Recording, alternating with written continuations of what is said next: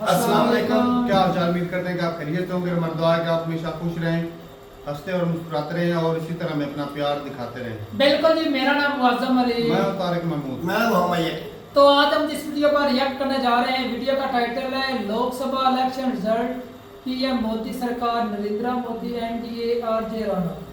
तो देखते हैं जी वीडियो और अपना रिव्यू पर देंगे। कौन करते हैं 3 2 1 वीडियो स्टार्ट। तो भाई लोगों, जान बची और लाखों पाए। 400 पार वाले 300 तक भी नहीं पहुंच पाए। जी हां, सारे एग्जिट पोल के रुझानों को झूठा साबित करते हुए ऐसा इलेक्शन रिजल्ट आया है जिसकी किसी ने उम्मीद नहीं की थी।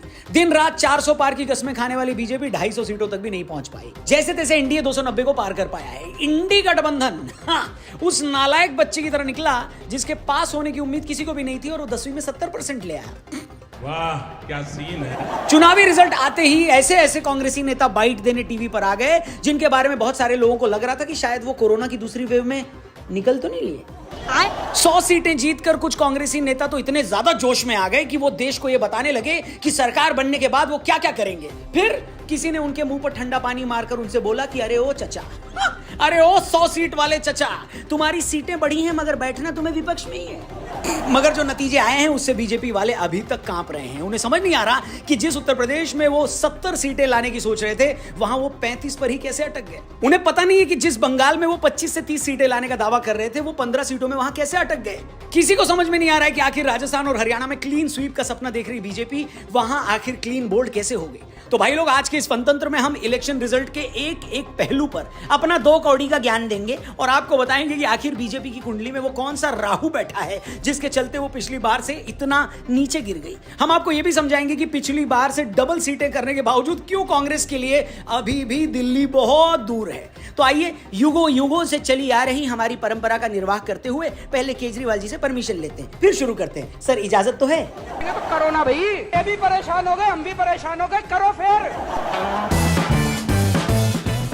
नमस्कार दोस्तों, मैं हूं रौनक और आप देख रहे हैं फन तंत्र। तो भाई लोग, लोकसभा चुनाव 2024 के नतीजे हमारे सामने आ गए हैं। बीजेपी और एनडीए मिलकर फिर से सरकार बनाने जा रही है, ये बात तय है। नरेंद्र मोदी तीसरी बार देश के प्रधानमंत्री बनने वाले हैं, ये भी पक्का है। मगर जिस तरह के नतीजों का अनुमान एग्जिट पोल में लगाया गया था, वो नतीजे उसके आसपास भी नहीं। ये नतीजे वैसे ही हैं जैसे कॉलेज की सुंदर कन्या को दूर दूर से देखकर आप सोचते हो कि वो आप पर मरती है और एक दिन बात करने पर पता चलता है कि वो आपका नाम भी नहीं जानती।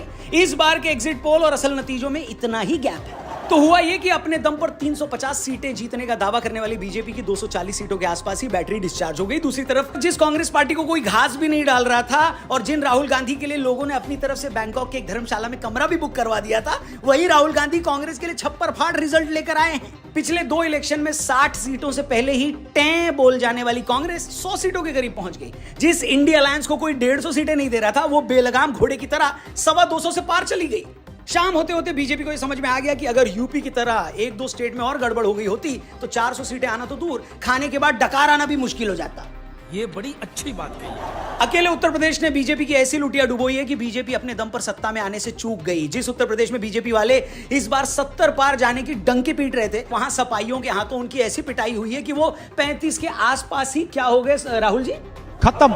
वो तो भला हो उड़ीसा जैसे स्टेट का, जहां पर बीजेपी पहले से 8-10 सीटें ज्यादा ले आई। वो तो भला हो एमपी और गुजरात का, जहां बीजेपी क्लीन स्वीप कर गई। वरना तो यूपी से लेकर महाराष्ट्र तक और राजस्थान से लेकर बंगाल तक जनता ने उससे जो बेवफाई दिखाई है, उसमें उसकी सरकार भी जा सकती थी। तो इससे पहले कि हम डिटेल में जाएं कि आखिर बीजेपी से कहां चूक हुई जो इस बार उसे इतना नुकसान उठाना पड़ा और इस जीत में भी इंडी गठबंधन के लिए क्या सबक छिपे हैं, उससे पहले आपकी थोड़ी कमाई करवा दे। क्या है ना कि हर इंसान का अपना खुद का ओपिनियन होता है, अपनी खुद की राय होती है। बस अपनी राय यहां वहां वेस्ट मत करिए। प्रोबो पर हाँ या ना में ओपिनियन देकर लाखों रुपए जीत सकते हैं आप। डिस्क्रिप्शन में प्रोबो ऐप का लिंक दिया, उस पर क्लिक करके डाउनलोड करके मेरा कूपन कोड लगाइए, 500 रुपए तक का वेलकम बोनस मिलेगा और कई सारे सवाल। सिर्फ हाँ या ना में आपको प्रोबो पर अपना ओपिनियन देना। जैसे एक सवाल मिलेगा कि वर्ल्ड कप चल रहा है, क्या 5 जून को इंडिया आयरलैंड के सामने जीतेगी, यस या नो? क्या 8 जून को न्यूजीलैंड अफगानिस्तान से जीतेगी, यस या नो? ऐसे आसान से सवालों के जवाब देकर जीतिए लाखों रुपए मर्सिडीज और महिंद्रा थार, और जीतने के बाद उसे आसानी से विड्रॉ भी कर सकते हो। और क्या लोगे मेरे यार, जल्दी से प्रोबो डाउनलोड करो, डिस्क्रिप्शन में लिंक दिया। वीडियो में आगे बढ़ते हैं। देखिए, बीजेपी अगर पिछली बार से 50-60 सीटें कम लाई हैं तो इसके गणित को समझने के लिए आपको कोई मैथ की ट्यूशन लेने की जरूरत नहीं है।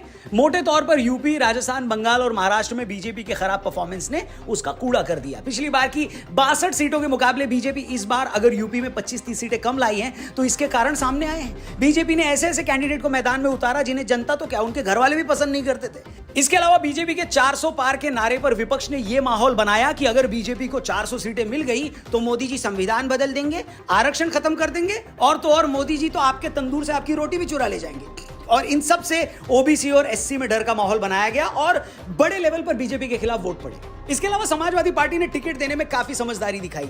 मायावती ने ऐसे कैंडिडेट्स उतारे जिन्होंने आखिर में बीजेपी के ही वोट काटे। साथ ही पेपर लीक और अग्निवीर जैसी योजनाओं से भी जो यंगस्टर्स थे वो बीजेपी से नाराज दिखाई दिए। इसी तरह राजस्थान में भी बीजेपी ने जहां पिछली बार 25 में 25 सीटें जीती थी, इस बार वो सिर्फ 14 सीटें जीत पाई। यूपी की तरह यहां भी गलत टिकट वितरण, ज्यादातर जगह तो गलत कैंडिडेट की वजह से लोकल समीकरण बिगड़े और बीजेपी को हार झेलनी पड़ी। शेखावटी रीजन में जाटों की नाराजगी, एससी एसटी वोट का बीजेपी के खिलाफ जाना, यह बड़ा फैक्टर साबित हुआ। महाराष्ट्र में पिछली बार बीजेपी और शिवसेना मिलकर लड़े तो उन्होंने महाराष्ट्र के 48 में से 41 सीटें जीती थी, लेकिन इस बार एकनाथ शिंदे गुट की शिवसेना और अजीत पवार की एनसीपी के साथ जाने का बीजेपी के डिसीजन को जनता ने ठेंगा दिखाया और बीजेपी को महाराष्ट्र में 20 सीटों के करीब नुकसान उठाना पड़ा। लेकिन बीजेपी के लिए सबसे सरप्राइज हार हो गई बंगाल से। पार्टी को उम्मीद थी कि वो लास्ट टाइम की अपनी 18 सीटों की जो टैली थी उसको इंप्रूव करेगी, लेकिन इस बार बंगाल में वो 10-1 सीटों के आसपास ही सिमट गई। कुल मिलाकर इन 4 स्टेट में जो लॉस हुआ, बीजेपी उसे ओडिशा जैसे स्टेट में मिले 10 सीटों के गेन से भर नहीं पाई।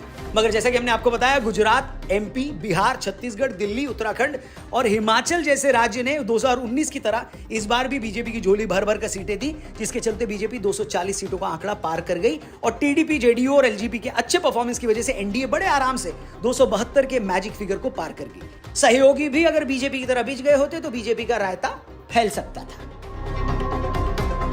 अब सवाल यह है कि इस इलेक्शन रिजल्ट में कांग्रेस और इंडी गठबंधन वालों के लिए मैसेज क्या है। अब आप इसको ना 2 तरीके से देख सकते हो। देखने का नजरिया एक ये है कि जो कांग्रेस पार्टी पिछली बार 55 सीटों के आसपास जीती थी, इस बार वो 100 को टच कर गई।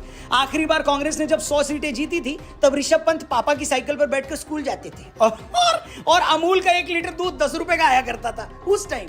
इसलिए उनका खुश होना तो बनता है। जो यूपीए पिछली बार 130 सीटें जीत पाई थी, अगर इस बार वो 230 सीटें जीत गई है तो उनका तो भैया कांच पर नाचना बनता है। मगर अब मैं जो कहने वाला हूं वो बीजेपी और कांग्रेस दोनों के सपोर्टर्स एकदम ध्यान से सुनेगा, ठीक है। और बात ये है ना बॉस कि भले ही बीजेपी की 40-50 सीटें कम आई मगर सरकार तो अब भी एनडीए की ही बन रही है। इंडी गठबंधन वाले बीजेपी को चाहे कितना ही क्यों ना चिढ़ा लें, लेकिन सच भी यही है कि अब भी बीजेपी की अकेली इतनी सीटें आई हैं जितनी इंडी गठबंधन में शामिल 30 पार्टियों की मिलाकर नहीं आई हैं। हेलो। तीसरी बात यह है कि जब भी कोई पार्टी 10 साल से रूल कर रही हो तो उसके खिलाफ एक जायज एंटी इनकम्बेंसी होती है। अब उस एंटी इनकम्बेंसी के बावजूद अगर भारतीय जनता पार्टी तीसरी बार सरकार बना रही है तो क्या यह कम बड़ी बात है? बात तो सही है। मुझे याद है 2009 में 5 साल राज करने के बाद जब कांग्रेस की 206 सीटें आई थी तो इसे उसके काम पर जनता की मुहर बताया गया था।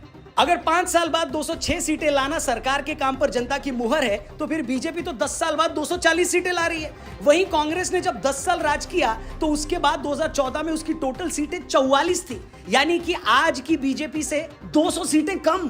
दूसरी बात, कांग्रेस अपनी सीटें 100 टच करने पर खुश हो सकती है, मगर यह भी सच है कि अगर 10 साल तक बीजेपी के खिलाफ इतना गुस्सा था, इतनी नाराजगी थी, उसके बावजूद बीजेपी कांग्रेस से 2.5 गुना ज्यादा सीट ला रही है तो यह कांग्रेस के लिए अच्छी बात नहीं है ब्रो। एंटी इनकम्बेंसी का फायदा तो कांग्रेस को उठाना चाहिए था। तीसरी बात, जब कोई पार्टी लगातार चुनाव जीतती है तो बीच में एक आध बार ऐसा होता भी है कि उसकी कुछ सीटें कम हो जाएं। जैसे बीजेपी गुजरात में पिछले 35 साल से चुनाव जीत रही थी, मगर 2017 के विधानसभा चुनाव में जब उसकी 99 सीटें आई तो उसके विरोधियों ने कहा कि देखो बीजेपी गुजरात में खत्म होने वाली है। मगर हुआ क्या? 2022 के इलेक्शन में बीजेपी को 156 सीटें आई और कांग्रेस का सुपड़ा साफ हो गया। बोले तो कांग्रेस क्या हो गई राहुल जी? खत्म। ये उसी तरह है जैसे क्रिकेट के मैच में होता है। अगर आप कुछ मैच आसानी से जीतते हैं, कुछ मैच में फाइट होती है, मगर आखिर में मैटर यही करता है कि जीता कौन। तो भाई सच्चाई यही है कि जीती तो इस बार भी बीजेपी ही है। कांग्रेस को भले ही 100 सीटें मिली, इंडी गठबंधन भले ही 225 को टच कर पाया, इससे उन्हें एनर्जी भी मिलेगी, लेकिन यह भी सच है कि क्रिकेट मैच की तरह अगले चुनाव में उन्हें भी फिर से 0 से स्टार्ट करना पड़ेगा। और जहां तक बीजेपी की पॉलिटिक्स का सवाल है, एक बात के लिए तो उनकी तारीफ करनी पड़ेगी कि वो अपनी गलतियों से सीखते बहुत जल्दी हैं। बीजेपी सरकार को यह सीखना ही पड़ेगा कि जनता को यह बात पसंद नहीं आई कि आपने किसी से भी गठबंधन कर लिया, दूसरी पार्टियों से आए लोगों को टिकट दे दिया। बीजेपी को यह भी समझना होगा कि जब आपको अपनी वेलफेयर स्कीम पर भरोसा है, आपको अपने टॉप लीडर पर भरोसा है, तो फिर बाकी की चालाकियों से बचना चाहिए। तो बॉस एक बार फिर से जो जीते हैं उनको भी बधाई और जो अच्छे से लड़े उनको भी बधाई। मगर यह अफवाह कौन फैला रहा है कि हारे जीते चाहे कोई भी, आखिर में सरकार नीतीश कुमार की बनती है? हमारा सारा विश्लेषण ठीक है, बस ये ना पता लगे कि रात को नीतीश जी की अंतरात्मा ने उन्हें कुछ और समझा दिया और सुबह झोला उठाकर वो किसी और गठबंधन में चले गए। इसलिए मेरा एनडीए और इंडी गठबंधन के नेताओं से यही अनुरोध है कि भाई बार बार नीतीश जी को फोन मत लगाओ, बात करनी है तो उनकी अंतरात्मा से बात करो, क्योंकि आखिर में सारे फैसले तो अंतरात्मा ही लेती है। हेलो, इधर हम गायब हो गए थे तभी हम फिर आपके साथ हैं। बाकी आपके इस रिजल्ट पर क्या कहना है, क्या ओपिनियन है, कमेंट करके जरूर बताना। और जाने से पहले डिस्क्रिप्शन में जाना, वहां पर लिंक दिया है, उस पर क्लिक करके प्रोबो ऐप डाउनलोड करना। वहां पर भी ओपिनियन यस या नो में देकर आप लाखों जीत सकते हो। और वर्ल्ड कप चल रहा है तो बहुत सारे प्राइजेस आपका इंतजार कर रहे हैं। मेरा कूपन कोड लगाकर वेलकम बोनस भी पाना और जाने से पहले चैनल को सब्सक्राइब करके जाना। इस नतीजे पर, इस चुनाव पर आगे भी वीडियोस आएंगे। फिलहाल हम यहां से जाएंगे, जल्दी मिलते हैं। जय हिंद। चलें जी, वीडियो खत्म हो गई भाई साहब। इस दफा के रिजल्टों ने मजा आया यार, तू कैसी बात कर रहा है? मैं कहता हिला डाला ना। आवाम ये होती है मौलम साहब, आप बार बार कहते थे बीजेपी मानते, बीजेपी ने ग्राउंड लेवल के भी काम किए, ये भी नहीं किए, लेकिन जो आवाम जानती है ना वो हम नहीं जानते, क्योंकि वो हिंदुस्तान की आवाम है और लीडरों का भी बड़ा फर्क पड़ता है। लेकिन इनका सीट दी जाती है ना, उससे फर्क पड़ता है। टिकट बिल्कुल, आवाम ने वो कर दिखाया जो उनके दिल में थी, जो हकीकत सच जानते हैं। अब वो एक अंकल जी बैठे हुए हैं, क्या उसका नाम है? नीतीश कुमार। उनकी हो गई है जी, अभी तक पता नहीं, जाओ हमने तो देखा वो 18 सीटें हैं, इससे ज्यादा भी हो सकती हैं, अभी घर तो मुकम्मल नहीं खत्म हुए। जिस करवट ये ऊँट बैठ गया, जिस तरह फजलुर रहमान की वो हो गई थी ना कि वो वैल्यू बन गई, बिल्कुल पीडीएम में, पीडीएम वन ने, तो सेम वही चीज जो है ना नीतीश कुमार की। पहले वो इंडिया में वो दाखिल हुए, जिस तरह पीडीएम बनी थी, हाँ, वो उन्होंने गठबंधन किया, फिर क्या वो छोड़ के फिर जो है वो आ गए। अब उनकी सपोर्ट में बैठे हैं, हाँ।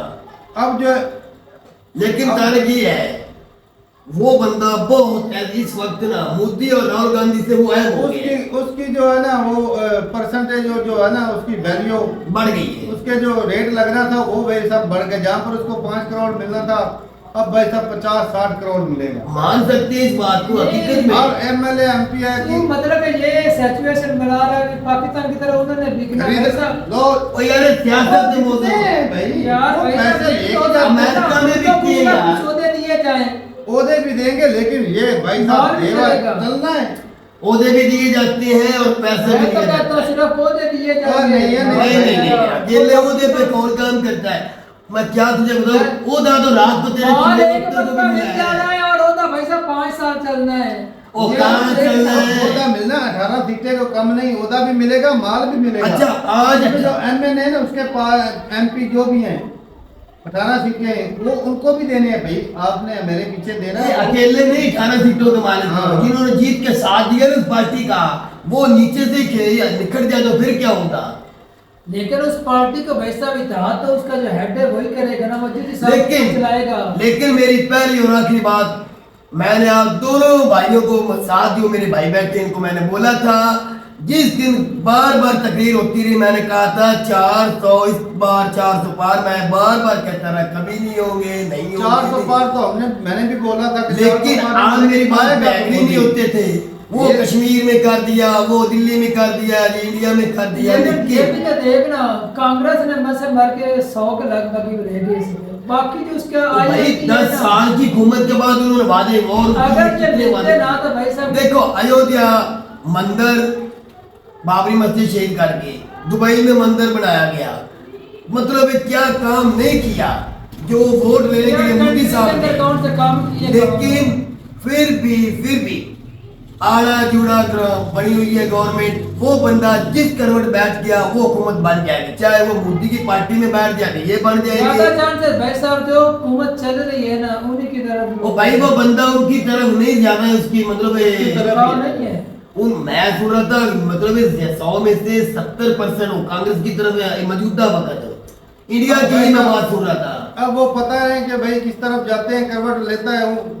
नीतीश कुमार जी साइड पे गए, सरकार तो उनकी बनेगी, लेकिन ज्यादा चांसेस जो है वो अगर अभी देखा तक जाए बीजेपी की ही लग तो रही जो है। डिजर्व करती है वो बीजेपी करती है, क्योंकि अगर तारक वो आ भी जाती है, मान लिया वो उधर ही वक्त चला जाता है, आ भी जाती है, इस हुकूमत में वो पावर नहीं होगी जो बीजेपी की पहले 10 साल लेकिन में। एक चीज और भी है यूट्यूब, जहाँ पे पीडीएम की हुकूमत बनी, पौधों की लड़ाई झगड़े चलते रहते हैं, बिल्कुल। और इस तरह जो वो कंट्री अच्छे से ग्रो नहीं कर पाती। और वो सियासी हुकूमत में होगी, वो कोई फैसला भी ढंग से नहीं कर नहीं सकती। कर लेकिन पाएंगे। एक और बात है, अगर बीजेपी की हुकूमत आती है ना, मतलब है बीजेपी के अलायंस कम है, उसमें कम झगड़ा होगा, और दूसरी आईएनडी उसमें ज्यादा अलायंस है, उसमें ज्यादा झगड़े के चांसेस है, ये भी नहीं, ऐसा ही सिचुएशन है। हो सकता है। लेकिन ये भी तो देख, लेकिन ये हुकूमत अगर- में होगा, उसने तो ओहदे मांगने हैं ना सभी लेकिन ने। अब जो बीजेपी अगर आती है ना तो वो काम ज्यादा करेगी।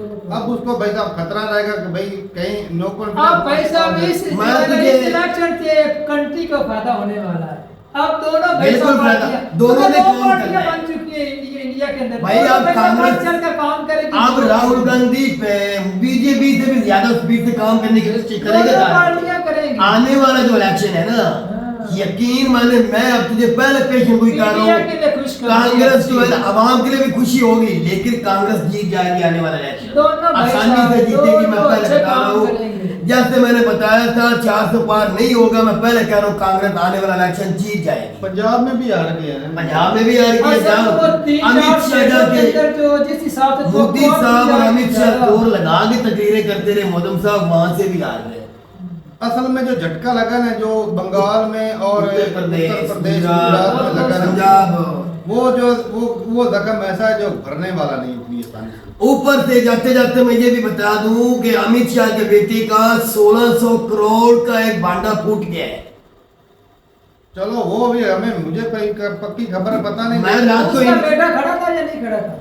नहीं, वो नहीं खड़ा था, कहीं ना कहीं तो खड़े ही खड़ा ही होगा। मैंने उसके बारे में बता, लेकिन मैंने उसके पैसों के बारे में जो है ना पता चला, स्टॉक मार्केट भी मोदम समझिए साहब, भाई साहब, वो पूरी दुनिया स्टॉक में- मार्केट स्टॉक मार्केट को भी अभी तक अमित शाह, सॉरी, बीजेपी हारी नहीं, तो अभी तक स्टॉक मार्केट को धक्का लग गया है जी। सावधान के जब हुकूमत जो है वो पहले हुकूमत जो गिरेगी, सावधान के पुलिसियां नहीं आएंगी, हाँ, तो धक्का तो लगता है। धक्का तो लगेगा, लेकिन ये कि भाई सही हो ही जाएगा। नहीं, अगर बीजेपी की हुकूमत आ जाती है, बीजेपी की कंट्रोल हुकूमत कर भर्ती हो लेंगे। जाए, जो भर्ती हो जाए तो उसकी उनकी हुकूमत है, लेकिन ये कैसे भाई कह इस सकते दफा पहले सीटें उनके पास अभी तक है। जब तक वो अंकल 18 सीटों वाले नहीं पता पक्का चलेगा, उस वक्त आप यकीन से नहीं कह सकते।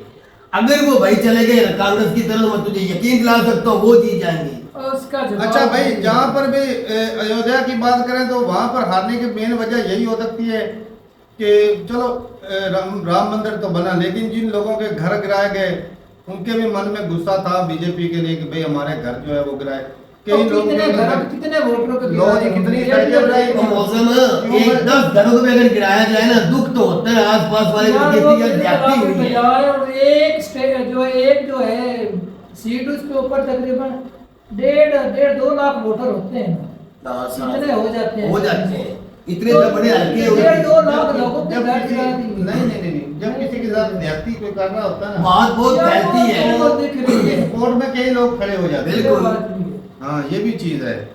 तो कुछ और भी वजूहत और भी होती है, एक वजूहत आधी वजूहत की बेस पर हम नहीं दूसरी बोल सकते ये भी कि वो हार सबसे- गई। नहीं, सबसे नहीं, बड़ी बात, मैं बता रहा हूँ कि ऐसी चीजें भी होती है कि जिनके घर गिरे भाई साहब, उनके दिल में तो नफरत ही होगी ना बीजेपी। और मोदी साहब ने जो लफ्ज बोले ना अपनी तकरीर में, जो भी लफ्ज बोले हैं, अब सब इंडियन भाई जानते हैं, वो लफ्ज भी बड़ा मायने रखते हैं भाई, वो भी अवाम के दिलों में जाके बैठे हैं। अच्छा, तभी मैं बोलूं कि बीजेपी मोदी साहब जो है ना इस दफा बहुत ज्यादा ही मेहनत कर रहे हैं, कितनी ज्यादा रैलियां की, कितने ज्यादा इंटरव्यू, एक वर्ल्ड रिकॉर्ड ही बना दिया। इंटरव्यू का तो जब पहले दो फेज हुए थे ना, उनमें ही झटका लग गया था भाई साहब बीजेपी को। उसके बाद जो है मोदी साहब के भाषणों में भी फर्क आया, रैलियां भी इंटरव्यू में ज्यादा भी की, रोड शो कैसे? किए, इंटरव्यू कितने ज्यादा किए। अच्छा, उसके लेकिन बाद जो भी फेज उसके अंदर तो बोल रहे थे बीजेपी मेजोरिटी के साथ वो जीते। वो एक मीडिया फेक में न्यूज, इसके अंदर 300 ज्यादा फेक न्यूज़ें जो थी वो उड़ाएगी। हाँ। तो मीडिया का काम मौसम में ऐसे ही होता है, लेकिन असल ग्राउंड रियलिटी देख रहे रिजल्ट कौन सा है, कैसा रिजल्ट है, असल में ये अवाम का दायित्व। बीजेपी ने गठबंधन किया और इन्होंने भी किया। यार, वो तो बनते ही है। बीजेपी कांग्रेस की तो फिर भी ना अच्छी सिमत में जाए। यार है, लेकिन वो बंदा जिधर चला गया वो जीत जाएंगे। लेकिन मुद्दे की बात तो यह है कि 400 पार कहने वाली पार्टी अपनी हुकूमत बनाने के लिए भी जो सीटें होती है वो किसी की मदद मांग रही है। खराब गई ये बात। ये बात अब है। ये और देखना। एक किस्म के ना बेइज्जती है, वो गजब बेइज्जती वाला है सीन। राहुल गांधी की का। स्टेटमेंट थी रात की कॉन्फ्रेंस में, वो बता रहे थे कि जो मोदी साहब का प्लान था ना, मैंने पहले दिन भी कहा था, राहुल गांधी कह रहे थे कि ये जो बिल पास कराना चाहते हैं मन मर्जी के और नए कानून बनाना चाहते हैं जो इंडिया के मुल्क में है ही नहीं कानून में, वो बनाना चाहती थी बीजेपी और मोदी। मैं वो कभी भी नहीं होने दूंगा, चाहे मैं हार जाऊं चाहे मैं जीत जाऊं, मैं वो अच्छा, कभी भी बिल पास नहीं होने इस दफा दूंगा। जो इलेक्शन था ना, मोदी साहब ने बोल तो दिया कि इस बार 400 पार, लेकिन कई अवाम के दिलों में भी डर हो गया कि भाई अगर 400 पार हो गया तो हो सकता है कि पता नहीं क्या करेंगे। इसी तरह ये बात कर रहा है। तो इस वजह से भी लोगों ने ना वोट जो है वो दूसरी पार्टियों का दे, किसी ना किसी तरीके इनको 400 पार नहीं होने देना। बिल्कुल अवाम में दिल ये में भी भी वजह लेकिन बनी। ये बात भी है कि मन भी भर जाता है लोगों का, हाँ, ये भी है। चेंजिंग भी चाहते और ये हैं, चेंजिंग दस अच्छी भी दफा। होती है। हाँ, ये बात अब जो है ना, अगर इसी दफा भी हुकूमत आती बीजेपी के तो वो मनमानियां करती अगर तगड़ी होती। बिल्कुल। अब ये जो झटका लगा ना भाई साहब, बीजेपी जो है ना अब उसकी सोच रही- एक किस्म की कई ना- कई जगह पे जो कुताहियां की है, हाँ, वो कहीं पे गलतियां की हैं, अब उसको सुधारेंगे। और जिस तरह रौनक साहब कह रहे थे ना, अब वो ढंग से और मतलब थोड़ा सा और समझ के आप भाई साहब दोनों पार्टी ना अच्छा काम करे, एक अवाम के लिए फायदा है। अच्छा काम करे, उससे अवाम को जब ज्यादा मुकाबला फायदा। टक्कर का होगा भाई साहब, काम भी सरकारें अच्छा लेकिन करें। इतनी तो खतरा रहेगा यकीन भाई साहब, माने। हम नए काम नहीं किया तो- आप यकीन करो दोनों, मुझे पहले दिन से पता था अवाम का रिजल्ट। आप मेरी बात से एग्री नहीं करें, मुझे पहले पता था 400 पार भी नहीं होना और रिजल्ट मुख्तलिफ होगा। नहीं बोला तो हमने भी यही था कि 400 पार नहीं होगा, लेकिन आएगा तो मोदी भाई। तो मोदी का क्या कहता है, कहला पार पार के ये हो ही नहीं सकता, ये तो हो ही नहीं सकता। हुकूमत हुकूमत तो बीजेपी यार हुकूमत आ जाए, लेकिन देख लो फर्क कितना पड़ गया है। चलें जी, ठीक है। आज इस वक्त अगर कोई दुनिया का सबसे महंगा तरीन बंदा है तो वो है नीतीश कुमार। आज उनके पीछे पैसा वैल्यू जिस तरह होता है ना, आज तो भाई जो बाइडेन से भी ज्यादा इम्पोर्टेंस वो रखता है। मान सकते दुनिया की बड़ी जमहूरियत जिस मुल्क में है उसमें उसकी इतनी वैल्यू है। तो ठीक है भाई साहब, अपनी राय जरूर बताइएगा कमेंट सेक्शन में। और नीतीश कुमार जो है फिलहाल जो है वो आपके हिसाब से किस तरफ झुकाव रखता है? पक्का पता नहीं, आप बता ज्यादा चांसेस तो बीजेपी के भी है, जिसमें तकरीबन आप कह सकते हैं कि 70% बीजेपी के चांसेस हैं और 30% जो है वो याद रखना, अगर इधर वो गए तो उसको मन मानी अपनी वो नहीं करने देंगे, ये भी याद रखना, तो- बीजेपी की माननी पड़ेगी। ठीक है भाई, अपनी राय जरूर बताइएगा कमेंट सेक्शन में। मिलते नहीं वीडियो के साथ, तब तक के लिए इजाजत दें। अल्लाह हाफिज़।